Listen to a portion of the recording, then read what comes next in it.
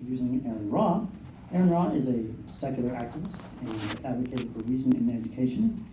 He is the former Texas State Director of the American Atheists and currently serves as the President of the Atheist Alliance of America. He hosts the Ra Man podcast with Dan Arrow and Mark Navarro of Be Secular, and has a blog on Patheos called Reason Advocates, which he shares with his wife, Rolandra. Started in August of 2006, his YouTube channel currently has over 140,000 subscribers and over 21 million views. And now, based on his famous video series, Foundational Falsehoods of Creationism, he has published a book with the same name, and he is here to tell us all about it. Please welcome Aaron Ra.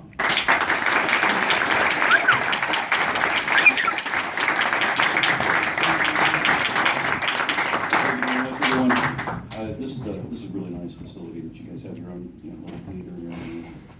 This is nice. I've been to a number of different groups, and most of them, of course, have to rent other venues when they want to have meetings. Even places that, like Houston, for example, they have the largest geographic humanist and atheist groups, and yet they still have to rent out the local venues. They don't have a building of their own, so this is really great that you managed to get this. So the Foundational Falsehoods of Creationism began sort of as a challenge when somebody was getting upset with me because I was wearing a Darwin Fish t-shirt. And she says, you can't prove evolutionism. And I said, well, just the fact that you call it that, kind of betrays the problem here. But yes, I can. And she goes, well, you can't prove evolution because to prove that, you'd have to prove there is no God. And I told her, well, whether God exists or not is irrelevant. And she sort of staggered backwards. Unable to deal with that. But that is the fact of it, because whether there is a God or not, and this is really the first foundational falsehood of creationism right here, whether there is a God or not, that evolution is still a demonstrable fact, an inescapable fact of population genetics.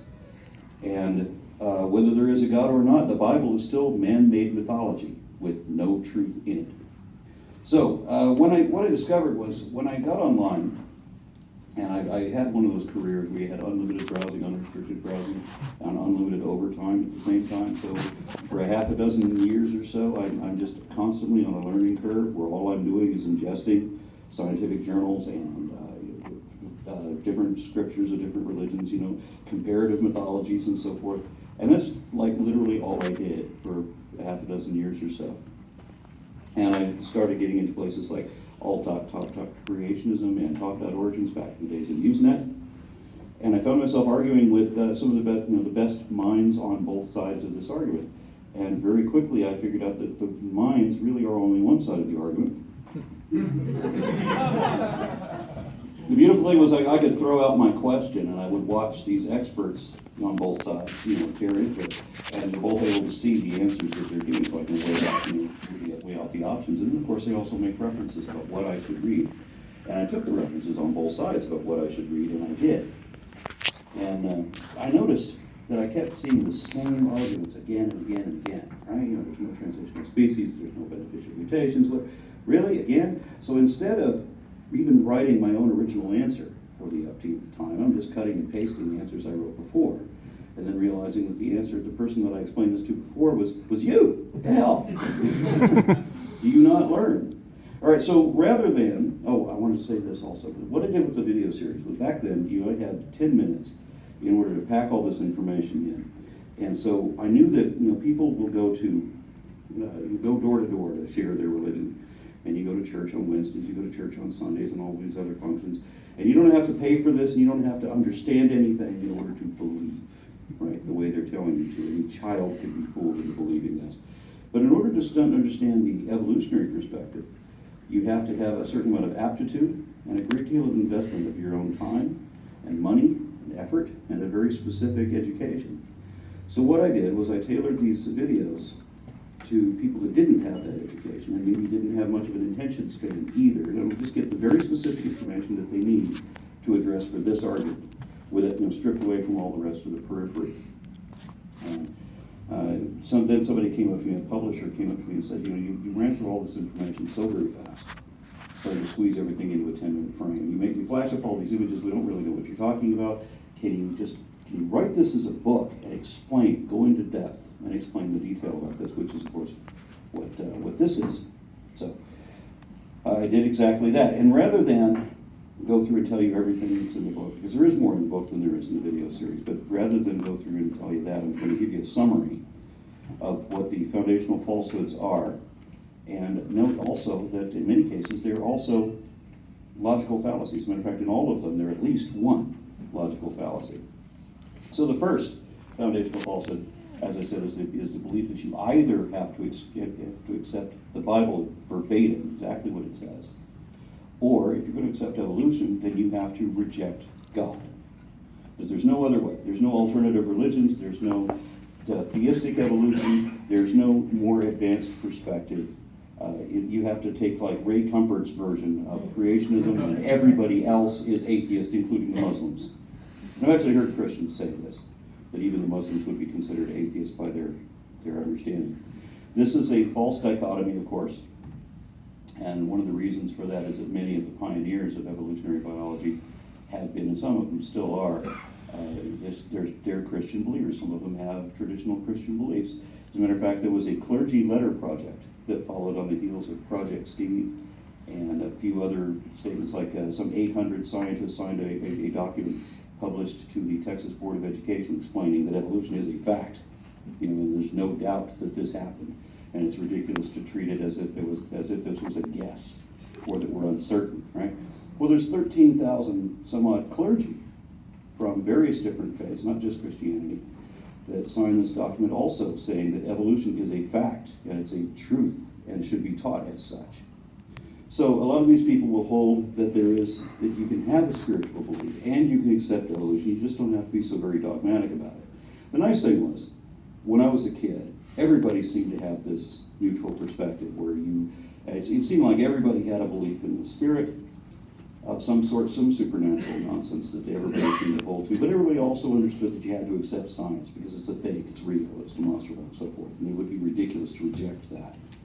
But what I've seen recently is that the population of the United States has split largely, where you have a lot of people that are walking away from religion in droves, just in general, just entirely. And that's fine. I'm completely down with that. But you also have people that are separating where they are walking away from science entirely. And so while religion is in a general state of decline across the country, somehow, simultaneously, creationism, a form of religious extremism, is on the rise. And the only way that can be is if there's a polarization of the entire nation, and it's going pretty much right down the middle, 46 to 53% or so. So we're having a very divided population. Now, the second foundational falsehood of creationism is the notion that sacred scriptures are the Word of God. Even though the Bible, for example, credits human authors for each of its books, they're commonly interpreted as though God somehow wrote it. So it's not Paul that wrote this, or it's not Mark, Luke, Matthew, John. We know these people didn't actually write those books, but we know God didn't write them either. There's passages in there, for example, and I go through the list in here, where there are references to books that have been removed from the New Testament, several other books that have been removed from the Old Testament. So who wrote those? And if they were removed, then why would God write a book that refers to the works of some humans, right? I mean, he would have done everything. He certainly wouldn't know, you should read what that guy said, because he did it, but no, God's not going to do that. So why would God's word refer to the works of some human, especially when the books that they're referring to have been removed from the Bible, even though that's not supposed to be possible, especially not if God wrote it, right? But then it's also removed, and God's making this reference to it, and you can't read it anymore. They don't exist. So the Bible somehow doesn't account for the fact that this is completely lost information. And there's a lot of interestingly lost information about the Bible. If you look at, I think it was Justin Martyr that wrote in the 2nd century, he's talking about how, what we propound of Jesus is essentially no different than what you esteem for the sons of Jupiter, right? And he starts talking about things like Jesus, the stories of Jesus being strong like Hercules to run his race. Where the hell was that gospel at? We didn't read that. The superhuman strength of Jesus Christ? Really? So anyway, obviously God wasn't the one that was writing all of this.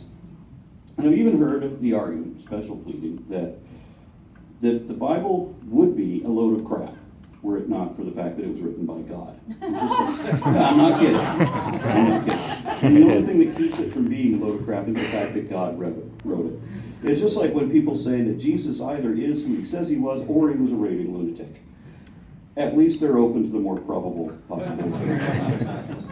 So, this is also a number of other fallacies, from false attribution to argument from authority and the fallacy of moral high ground. My wife showed me a list of logical fallacies, and we just started talking about all the different. Do you recognize this one? Where have you heard this before? And so we start. There's this online list of logical fallacies. Start picking out all the religious arguments that we've heard that were based on each of these. So the third foundational falsehood of creationism is the idea that human interpretation of Scripture should be considered absolute truth. And this results from the most common of the logical fallacies that are used by creationists. This is circular reasoning, begging the question with an assumed conclusion. The belief that the story is true because the story says it's true. And all of the apologetics that I hear are the circular argument routing back to an assumed conclusion, unable to question that. The fourth foundational falsehood of creationism is the idea that belief equals knowledge. This is essentially what Gnosticism was all about. There's some argument about what Gnostic means versus what agnostic means, and I have some criticisms of Thomas Huxley for inventing the word agnostic, not paying attention to what the word Gnostic meant, so that you can have an agnostic atheist. Most atheists are agnostic. But when you're not uncertain about whether God exists, like I'm not uncertain. I'm fairly confident there's no damn God. This is not a requirement to be an atheist, to be sure. I mean, as long as you don't have theism, you can be an apatheist. You can not care if there's a God. You're still atheist, right? But I just tied myself up and lost where I was going. Okay, but Gnosticism was the assertion that belief equals knowledge. That if you feel it or you know it in your heart, right? Nobody knows shit in their heart, right? Knowledge is demonstrable, right? It's testable with measurable accuracy. And so this is the argument that I have with believers all the time. That is one of the most irritating for me. I actually heard a minister say, I know that I know that I know that I know that I know that I know there's a God. He doesn't know shit. So this was also the fallacy of presupposition, and the fourth chapter also talks about presuppositionalism, and it brings up one of the most dreaded names in that whole practice, which will not be uttered here. But begins with sigh and ends with Bergen Cave. But anyway, there's a lot of talk about the fallacies that are involved with that, which is, presupposition is a fallacy. So the fifth foundational falsehood of creationism also involves a little bit of history, because it talks about how people make the assertion that America was founded as a Christian nation. So this chapter is the first one to delve a little bit into the history of that, to rebut that claim. But the fallacy itself, or the foundational falsehood, is that evolution is a religion, just like creationism is. And this is the fallacy of false equivalence, which is another really common one. So it's an attempt to, this is also the tu quoque fallacy, but it's an attempt to sling mud onto your opponent so that nobody notices how much mud is on you. This is kind of like when a child tries to minimize the punishment by sharing the blame. She did it too. Except that, and then this people would call the pot calling the kettle black, but in this case, in the analogy, this is a child blaming a completely innocent person. So it's the pot calling the silverware black. Yeah. The sixth foundational falsehood of creation is a continuation on the evolutionism idea. This is where evolution has to replace God in everything that they used to attribute to God. So that evolution is no longer just a theory of biodiversity. It somehow has to account for the origin of life, the universe, and everything. So whenever anybody wants to argue about evolution, the first thing they start doing is, you can't prove how life, create life out of nothing. The fuck are you? That's not even what evolution is. And so there's an awful lot of discussion just based on that. But of course I talk about abiogenesis, and I talk about Big Bang cosmology, and all the other associated sciences explaining what people get wrong there. One of the ones that and I haven't brought this up in other meetings, but one of the things that really bothers me about this is, if you look up the dictionary, if you look up abiogenesis in any common dictionary, you will find it associated with spontaneous generation. Every dictionary, every layman's dictionary I've seen, associates these two words. And they'll say that abiogenesis was disproved by Louis Pasteur 200 years ago, right? No, this is not remotely correct. And I have written to a couple of these dictionaries, Merriam-Webster and Dictionary.com, to alert them to what the actual definitions are, and what the science is behind each one, and how one was refuted and the other one was not. But they will not change their definitions. even when they know it's wrong. Similarly, you can't get them to correct the definition of atheist either. They'll still say that an atheist is one who denies there is a God, denies the existence of God, rather than we simply don't buy that bullshit. So the sixth foundational falsehood is also a category error and the fallacy of a single cause, and the fallacy of composition and division, where what is applied to one aspect needs to be applied to the rest of it too. The seventh foundational falsehood of creationism is the idea that evolution is random. And I go into some explanation as to how it's really not. If you look at population mechanics, it's actually deterministic. It's an emergent property from the bottom up rather than an authoritarian dictate from the top down. It's an unguided, blind design, but is incidentally deterministic. Of course, what the believers mean when they talk about something being random is it wasn't predetermined for a purpose. And I don't know what their fascination is. You know, I've seen some of the creationist magazines or the Christian magazines where, you know, Purpose-Driven Life is one of their favorite books, and one of their magazines is called Purpose, right? So they want to think that they are the reason that the universe exists, and they want to accuse me of arrogance for saying that I'm not. Of course, this is what they'd rather believe, which is the fallacy of wishful thinking, and that is an actual fallacy. It's also a regression fallacy, ascribing cause where none exists, because people have a tendency to think that everything was intended. We all imagine that there are patterns. And I'm guilty of this myself. It always seems like, you know, people will tell you, oh, things will always work out in the end, and they normally do. You know, and it does seem like the fates have got things set up for me in some way. I've just had one of these charmed sorts of life. You know, and I realize that pattern doesn't really exist. Karma was actually the hardest thing for me to let go of. Of all my supernatural beliefs, it was karma. I wanted to believe that if you are positive and you're humanitarian and you're charitable, that, you know, generally you put out all these good energies, you're going to get good energies back. Whereas if you're a shit to people, obviously you're going to get shit back, right? But what I've consistently seen is completely apathetic, horrible people getting everything they want without ever having any idea they've ever done anything wrong, right? Even when they're caught, even when they're punished, they somehow have some defense mechanism in their mind so that they never admit guilt. What is the satisfaction of if they've never even understood that they've done something wrong, right? And then you see people that don't deserve by any means the horrible things that have happened to them. And, you know, like when children dying of leukemia, my own granddaughter being an example of this, you know, there's just not any chance of karma. And I have several other mentions. As a matter of fact, since he's in the audience, there's a friend of mine that's here tonight that was actually part of one of my escapes from karma. As a matter of fact, this might have been the night that I gave up that belief. This guy comes over with a bunch of our friends, and they have a gun cleaning party, which is really just we're in Texas, you know. And then they show up with all the most ridiculous weapons they could possibly, like a machine gun, a handheld pistol that has 99 9mm rounds. Fully auto, right? Now, how overkill is that? Another guy shows up with a Derringer, one of those snub-nose Derringers that shoots 12 gauge. The round is as big as the gun, which is ridiculous. So I'm always going to show up with machine guns and everything like that. And then on top of the machine guns, they're all in the house. You know, half a dozen guys are all big, scary, nasty people. And we've got medieval weapons hanging on the wall, and we've got 2 wolf hybrids living with me too. So it's a very dangerous house at this moment. But everybody leaves. Right? Everybody leaves eventually, and I was still smoking at that time. And I had one cigarette sitting by the window. And it's time for bed. I smoke my cigarette, I let the dogs out, I'm heading upstairs. Dogs go ape shit. And I come back down and let the dogs in because they're going berserk. And I don't want them to disturb the neighbors because our neighbors were already disturbed. It was a bad place. So I let the door in, I open the door and let the dogs in, I hear a gunshot. Shit, somebody's shooting at my dogs. Or so I think. What had actually happened is, as my friends left, they leave and another car pulls up. I'm sitting there smoking a cigarette. And so I don't notice. Another couple of cars had pulled up. And what had happened was that some guy went to go pick up his niece in a bar to take her home to meet the family for Thanksgiving.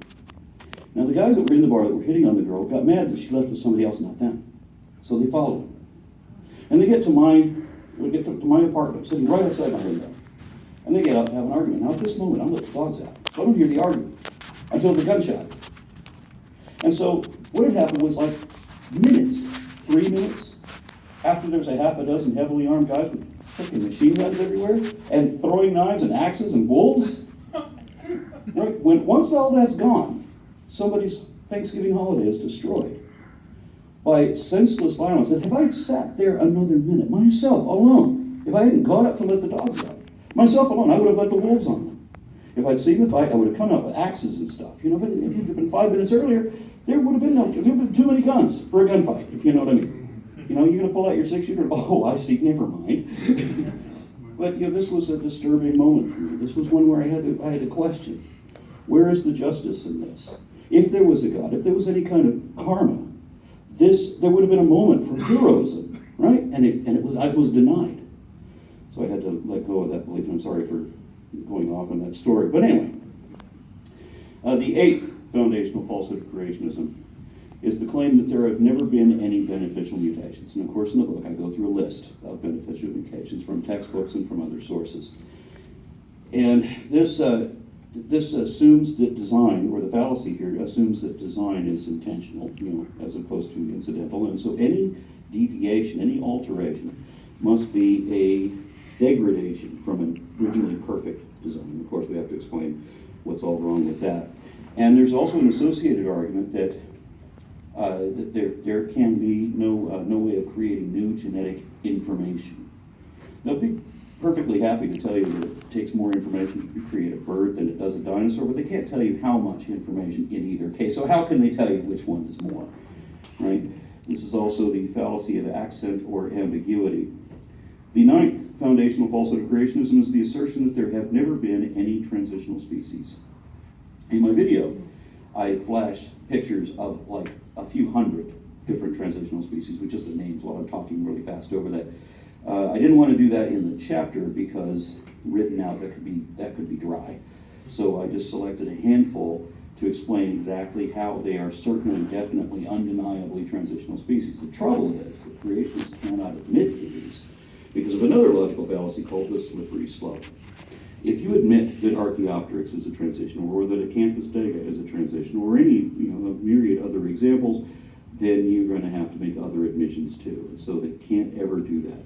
And I actually got into a moderated debate with somebody who was courting the Board of Education, who admitted to me in writing, in front of moderators, that he knew that there were transitional species in the fossil record, but he wanted to teach students there were none, because he said it was important that they believe there are none.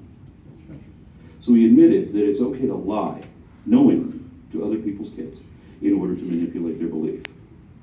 And this also requires the logical fallacy of out-of-context quotations, which we often see, usually of Darwin, but also of Stephen Jay Gould and, of course, many others. The 10th foundational falsehood of creationism is the assertion that the tree of life is an illusion, possibly of coincidence, but is not actually indicated by anything in biology, which is another thing that's close to my heart, because one of the things that my wife and I do, or that we've started, one of the projects that we started once we got onto Patreon, by the way, everything I do is funded by patreon.com/ARONRA. Helpful to throw that out. If you sign up to donate per video, which is what the usual arrangement is, I make 6 videos a month generally, and that would cost you like $6 a month. I could use all the help I can get. But one of the things that we do with this is we do, my wife is a curriculum specialist with the Next Generation Science Dad, a former middle school science teacher. She writes the scripts for a classroom supplement science series where we teach biology to middle schooler and high school kids. And these are also being used by some homeschoolers as well. That's one of our projects. And that project is also being endorsed by the Richard Dawkins Foundation under the TIES program, the Teachers Institute for Science Education. One of the other projects we do is the Phylogeny Explorer project, where we are doing a complete rendering of the phylogenetic tree of life as a navigable online encyclopedia, which will be, once it's done, fully illustrated with lots of explanations about the value of the clades. And we're not talking about individual species here. We're talking about what does it mean to be a deuterostome, a coelomate, a hominid, for example, mammals, and so forth. All of these type explanations. And so people will be able to see where one species turns into another, essentially, and instead of the misrepresentation that we're going to get to in the next foundational falsehood of creationism, actually. The one for the 10th is the gambler's fallacy, asserting that similarities between species are just a matter of coincidence, or it's the Furter fallacy, where it's actually contrived according to someone's sinister agenda. The 11th foundational falsehood of creationism is the claim that macroevolution has never been observed, making an arbitrary distinction between micro and macro. And this is a strawman fallacy because they have to change what macroevolution is or what it means. And I have to spend a great deal of time explaining exactly what it really is, despite what they say it is. It's often being misrepresented as the idea that a fish decided to grow legs so that it could go for a walk. Or that you would have something like a half fish, half giraffe. Or it would be cats giving birth to dogs. Or most commonly, it's one thing turning into a completely different thing. So anytime you bring up an example of a new species of fruit fly or finch or whatever, people will say that it's still a bird, or it's still a fish, or it didn't turn into something else. And an activist that I know and admire called Zach Cochran, he was a high schooler in Louisiana when Louisiana passed this law so they teach creationism in their public schools. I don't remember what loophole they found in that to be able to do that. But anyway, he went to the state senate and testified giving examples of speciation events that were known to occur and documented. And the senator that was taking the testimony interrupted him and said, okay, well, they're talking about a new species of bacteria. He said, well, but did the bacteria turn into a person? So this is how bewilderingly inane the creationist mindset is. So, turning into I think it's reductio ad absurdum. Somebody please explain to me how to pronounce that. The 12th foundational falsehood of creationism is that creationism is somehow scientific. This is another attempt at the fallacy of false equivalence, where they want to take everything, all of the sciences that are allied against them, package them all under the idea of evolutionism, cast all of science as if it were a religious belief, and then inflate their own perspective as if they're two equal things, or two sides of the same coin, which of course it's not remotely. This is also an ad hoc fallacy because all the claims that were made up in this category are made up out of nothing. The 13th foundational falsehood of creationism is the idea that, or the claim, that evolution is a fraud. And this may be my favorite chapter in the whole book, because we go into a little bit of the history here. And we talk about Nebraska Man and Piltdown Man and Archaeoraptor and a half a dozen other things that creationists want to assert is all part of some concentrated conspiracy of big evolution to fool people into believing in their false religion. Which, some creationists like Kent Hovind, for example, have said that evolution was a fairy tale for grown-ups. An important note is here. If you look at what a fairy tale is, it's a folklore story, generally with a moral, but which has fanciful characters like wizards, witches, giants, dragons, and animals that talk and act like human beings, casting magic spells. And of course, this doesn't describe evolution at all, but it's a perfect description of Genesis, isn't it? So Genesis would still be a fairy tale. My wife says that the fact that it evokes God makes it more myth, but I still think it classifies under both categories. The 13th FFOC is also a logical fallacy of ad hominem, or at least a failed attempt at such, and an appeal to motive. The 14th FFOC is the claim that creationism, or that there is evidence of divine miraculous creation. And that's not even possible that you could have evidence of that. So what they argue is that anything science can't explain can be explained by magic. And of course, I don't admit that they believe in magic, but the definition of miracle and magic is the same. They are essentially, both of them are the evocation of supernatural forces or energies to control or forecast natural events in ways which are inexplicable by science because they defy the laws of physics, meaning that they are physically impossible, and thus God is physically impossible by definition. This fallacy, is making up explanations out of nothing, as well as assuming a conclusion, and requires shifting of the burden of proof. The 15th and final foundational falsehood of creationism is the claim that evolution is just a theory, not a fact. And I had to take this topic up with the chairman of the Board of Education in my state, when she was arguing that 150 professional scientists had given testimony saying that the theory of evolution was actually better supported than the theory of gravity. And she got angry that they were calling it a theory of gravity because she insisted that it was a law of gravity.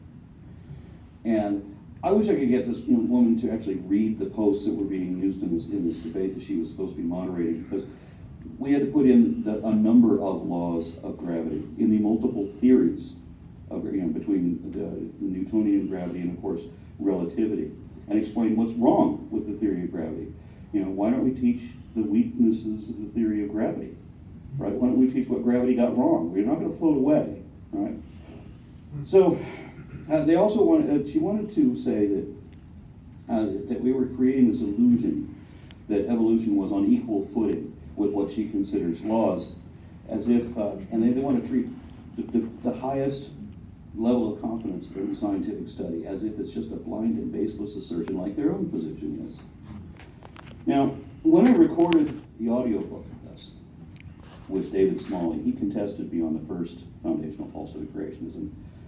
There being a lot of scientists who say that, because they have their spiritual beliefs, they have their science, they accept science and all that, and so they say that because there's no evidence of God and there's no way to falsify God either, that there is nothing that science can say about God. But Smalley pointed out that there are a number of scientists, and this is why it is a false dichotomy, but Smalley pointed out that there are scientists like Victor Stenger, for example, who say that one of the things that science can say about God is that there is no support for that hypothesis. And even if you're talking to a scientist who is himself a believer, he should concede at least that much.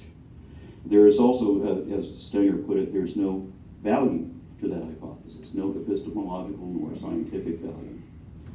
Worse, he said that God was a meaningless concept because it is undefined and undeterminable, unfalsifiable, and unnecessary. He is literally immaterial with no reason to believe it, and I would add plenty of good reasons not to.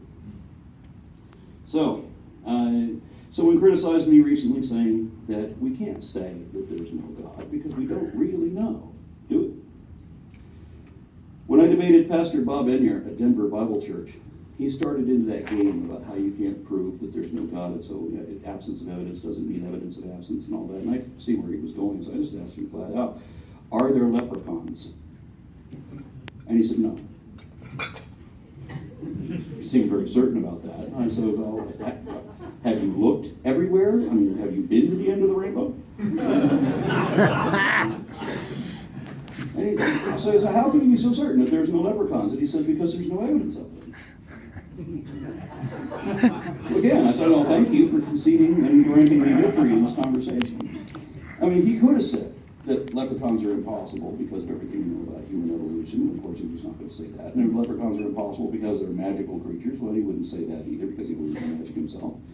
And he could have said that, they are impossible because everything that we know about the way the synapses fire, if you were to shrink a human down to 6 inches tall, we wouldn't be able to think that way, for these proportions, but of course he wouldn't say that either.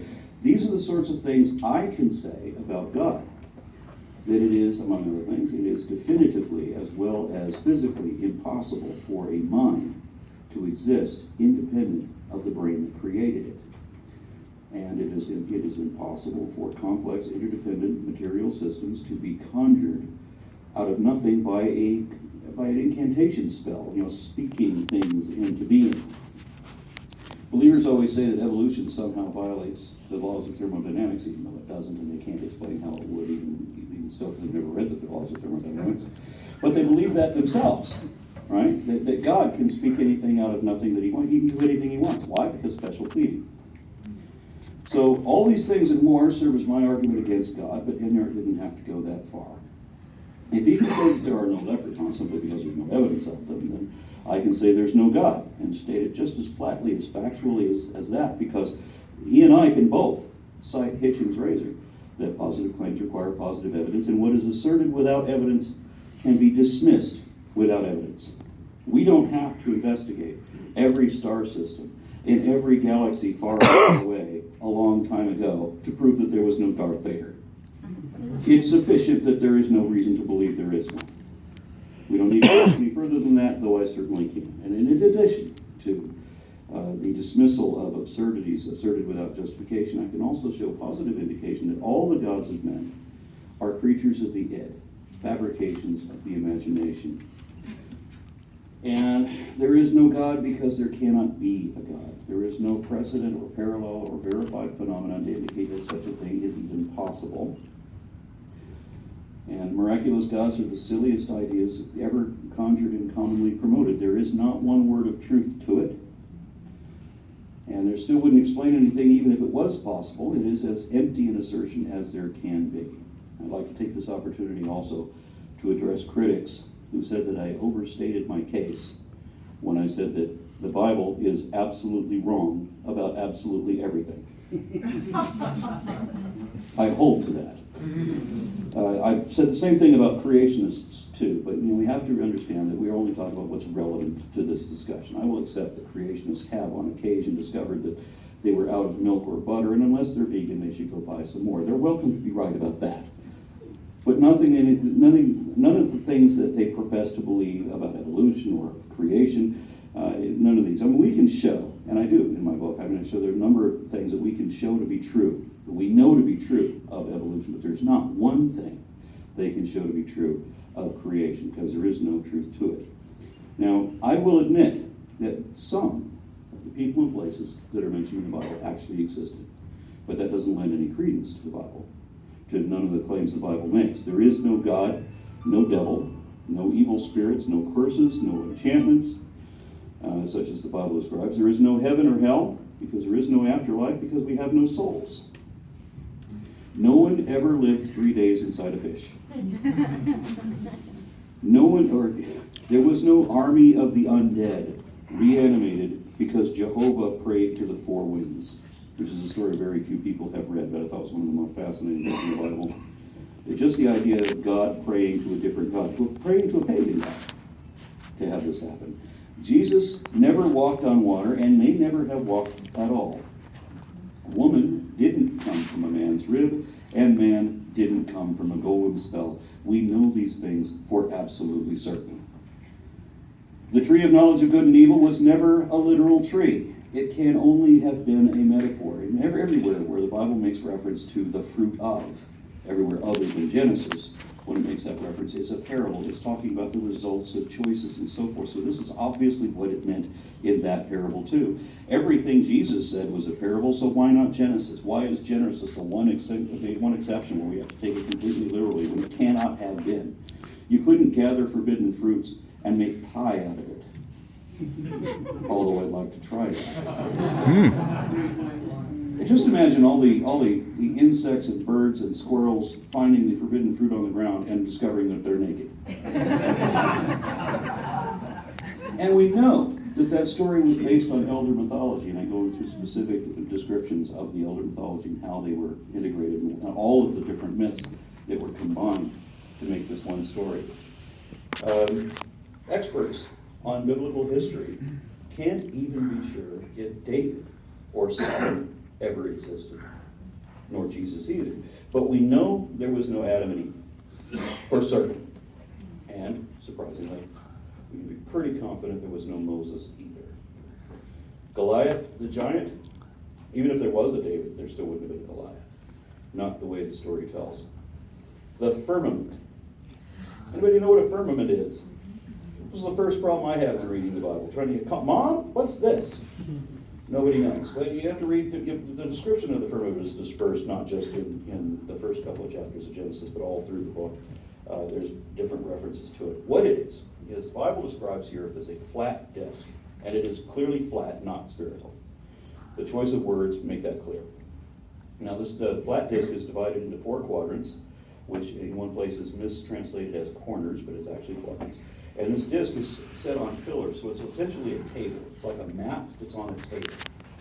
And then it's covered with a giant hard crystal dome with windows in it to let the water in, because what the snow globe world was put at the bottom of the ocean, an ocean somewhere, an eternal abyss, standing on pillars yet hung upon nothing, with a dome over the top that lets water in above the firmament and fountains that come in from the bottom as well, wherein within the expanse, the concavity of this firmament, you have the sun and the moon, which are both of the same size, and they're both lights, and the moon is bigger than the stars, And in one place in the book of Daniel, 3 of these stars gather together to come down to the earth to do battle with a human being. Because the stars have personalities. And they're not very big. And the stars can fall down to the ground and you can stomp on them. So everything the Bible says about the earth in relation to the rest of the cosmos is completely wrong. We were never the first and the center of the entire universe. Did you notice it takes God 4 days to construct part of the earth? Then he takes a break and sneezes out the entire cosmos. Right? And then has to take another couple of days to work on this one planet. That seems odd to me. That seems like it was written by people who didn't know that the earth wasn't a flat disk under a dome. So, a trumpet blowing down the walls of Jericho, the sun stopping in the sky, we know that none of that happened. Samson's magic hair, well, maybe that one. And someone said, well, archaeologists found the ruins of some town that was mentioned in the Bible, so that must prove the Bible true, right? Except that archaeologists also found the city of Troy, and that didn't prove anything about the gods of Hellenism. Storytellers made up their myths about the places and people that they knew about, and the same thing still happens today. In the 3rd chapter of the Raiders of the Lost Ark series, our hero goes to Germany and accidentally, literally bumps into Adolf Hitler. Now, despite what the Holocaust deniers say, we know that Germany is real. I've been there. Hitler was real too. No relation. But that doesn't mean that Indiana Jones was real, and it doesn't mean the Ark of the Covenant was real either. Now, one thing you probably won't hear from anybody else, and I think this is my own pet hypothesis, but I want to push it out there because I think it's legitimate. There is a kernel of truth to the story of the Tower of Babel, one of the most ridiculous stories in the Bible, but think about it. The tower is real. Construction on the tower began with Hammurabi around 1750 BCE. Then the Mesopotamian Empire collapsed, construction stopped, and was picked up again by Nebuchadnezzar around 650. The tower is now, it's called the Marduk Ziggurat because it was supposed to have been dedicated to the god Marduk. Now, in the time that Hammurabi existed and begun the progress of the construction on this tower, the Mesopotamian Empire was the most advanced society on earth.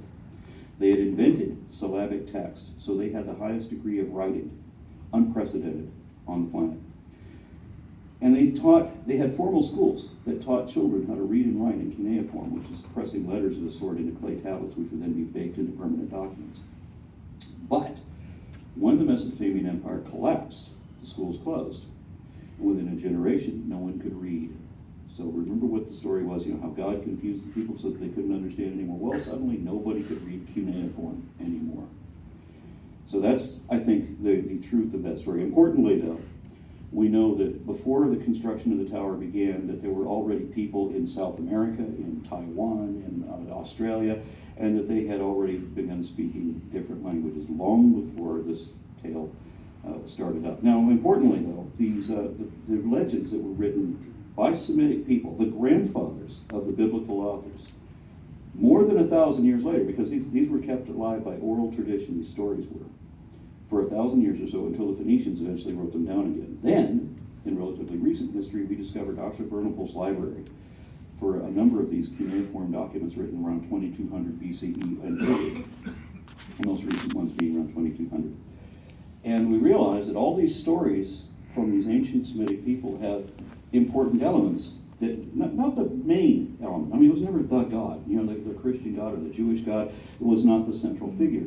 But important details in many of these different legends are perilously similar to another story we know. Like the story of Enki trespassing on the sacred garden and eating of all of the fruit that was forbidden to him. Not just one, all of the fruit was forbidden, so he ate them all. And then he was caught by Ninhursag, the goddess, who cursed him and he fell.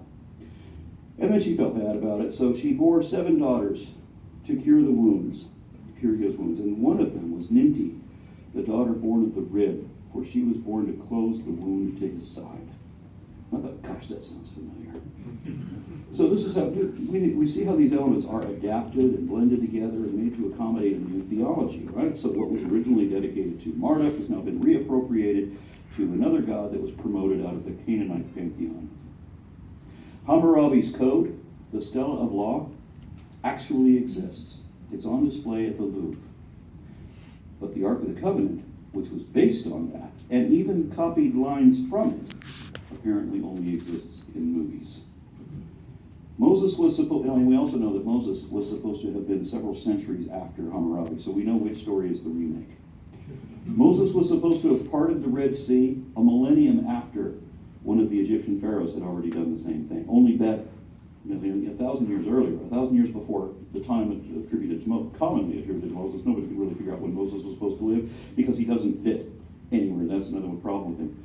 The story about Moses doesn't even appear until about 250 BC.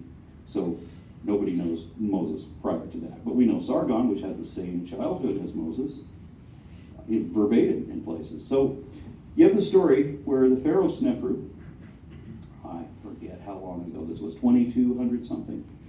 The Pharaoh Snefru takes his barge out on the lake. It's one of his, he's a head of state, so he goes out for vacations like so many leaders do. And his method of vacationing and taking the pressures off was to strip down a bunch of buxom young girls and put them each on his oars to row his boat while he sits and watches them row. Good to be the king. And one of these girls dropped a turquoise bauble over the side of the boat and became so upset about it that he called over his mage, Judgment. And the mage cast a spell over the lake so that they could lift up the lake and fold it over onto itself like a blanket to pull up this turquoise bauble and get it back to the slave maiden. I'm pretty sure that for this thousands of years, or 1,000 years or so, that people were telling the story that nobody actually thought that really happened, right? I'm pretty sure that most people just thought that was a story. And it really kind of ruins Cecil B. DeMille's idea of the parting of the Red Sea, because there was a better story that pre-existed that in the same place already. And it always struck me as why would God create anything that was a sequel to a human idea, especially when he didn't do it as well, right? I mean, I ran claim the Bible makes has been disproved.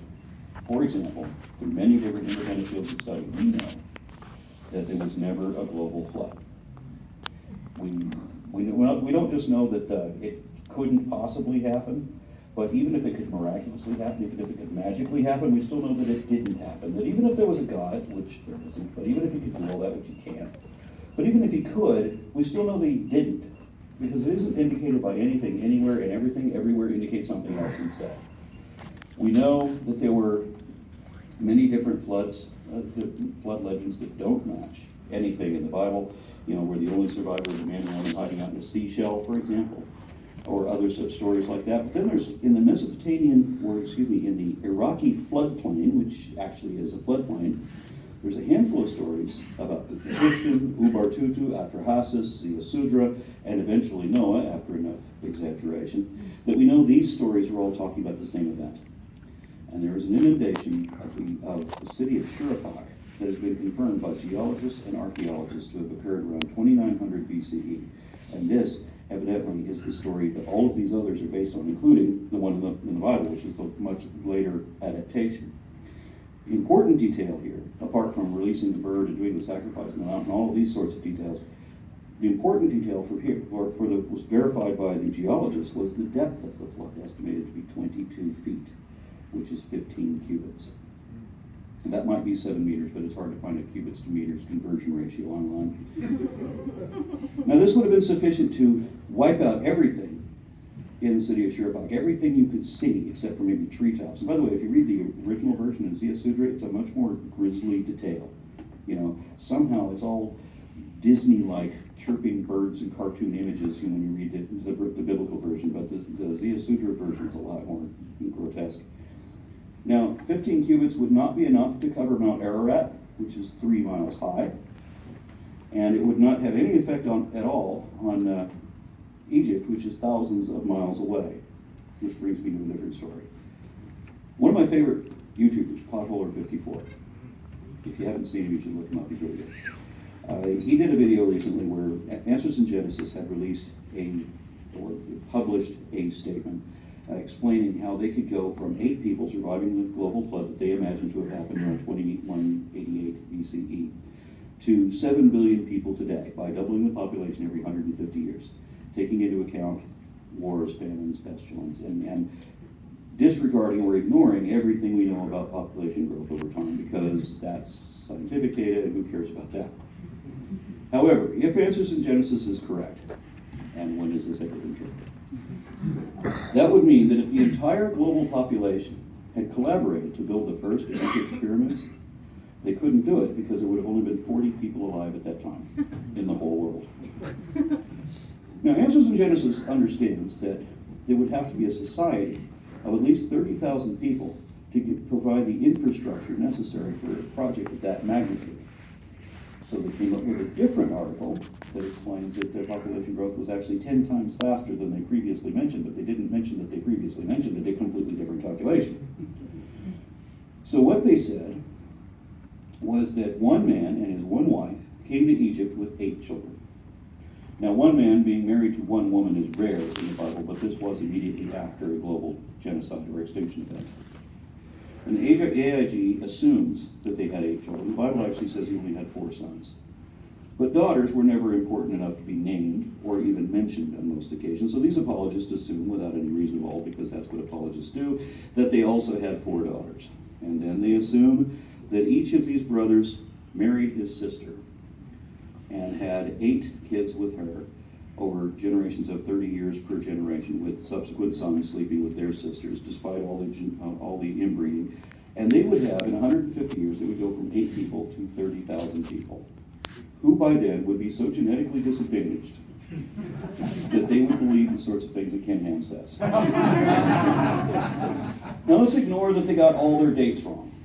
The Step Pyramid of Zoser is typically estimated to have begun construction around 2630 BCE.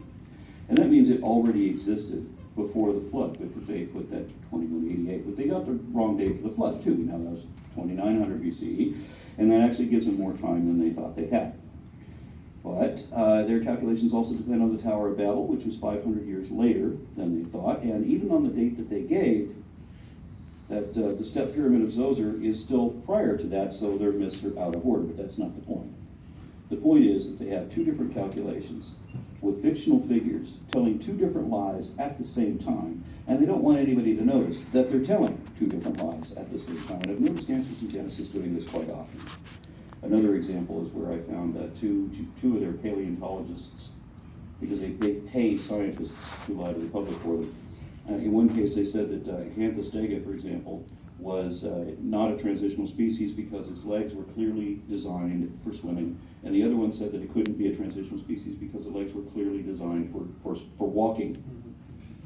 So they can't agree on which side of that imaginary line it is, but it's 100% on both, which I think is the criteria required for a transitional species. Now, another problem with AIG's calculation of population, and this is another one you probably won't hear from anybody else but me, because I'm the one that sat down and did the math for it. They have this one story where you have a couple of million Hebrew slaves in one town in Egypt at a time when the entire population of the country was only 3.5 million.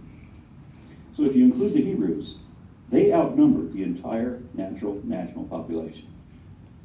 Why didn't they not own that place already? Because remember, when they cut loose, they cut down everyone around. According to the Bible, these desert brigands killed millions of people. They were unstoppable. They killed hundreds of thousands at a time, more than Answers in Genesis can even admit were alive at that point. So there's another, a separate article they have to come up with for how God's chosen people chose to kill everybody else. So if we excuse all of the Hebrew women and children and just consider the 600,000 men on foot that were supposed to be in the town of Ramses, and let's say that they head for the Promised Land, they go into Canaan, and they follow the coastline up the Red Sea to the Mediterranean, and they march single file, each man 1 meter ahead of the next, which is a reasonable distance. If they walk 20 miles a day, it would take them a fortnight to get there, and the first ones would get there before the last ones left. 600 men, 1 meter away from each other, right? It's only 450 meters or 280 miles. And it's hard to get lost when you're following a coastline. But the Bible says that with God's help, a 2-week trek turned into 40 years of wandering lost in the desert. Now, how's that for divine guidance? And this 40 years of the blind leading the blind happened at a time when most people didn't live that long. And so nobody that started out the trip was alive by the end. The children that were born along the way were the only ones that ever could have gotten out again. So none of the numbers add up, and creationists know that, but they don't care, because this isn't an attempt to understand anything. This is all about make-believe. It's entirely pretend. Deceivers seek believers because they need patsies to pay their tithe and to reinforce their preferred delusions. And this is true of all religion, but creationism is a form of religious extremism that actively denies reality. It's not just that, the difference, I should say, between creationists and regular Christians who accept science is that creationists not only reject evolution specifically, that's a requirement to be called creationists, but more generally, their real target is methodological naturalism. They want to believe in magic. They want to use magic as an explanation. What they call miracles. They don't call it magic. They won't accept that it is magic, but that's what it is. So their faith is so willfully obtuse that it actually matches the description that psychiatrists give for psychotic delusion. In fact, if you look up on the National Alliance of Mental Illness, you'll see what they give a definition for delusion and they give a definition for psychosis.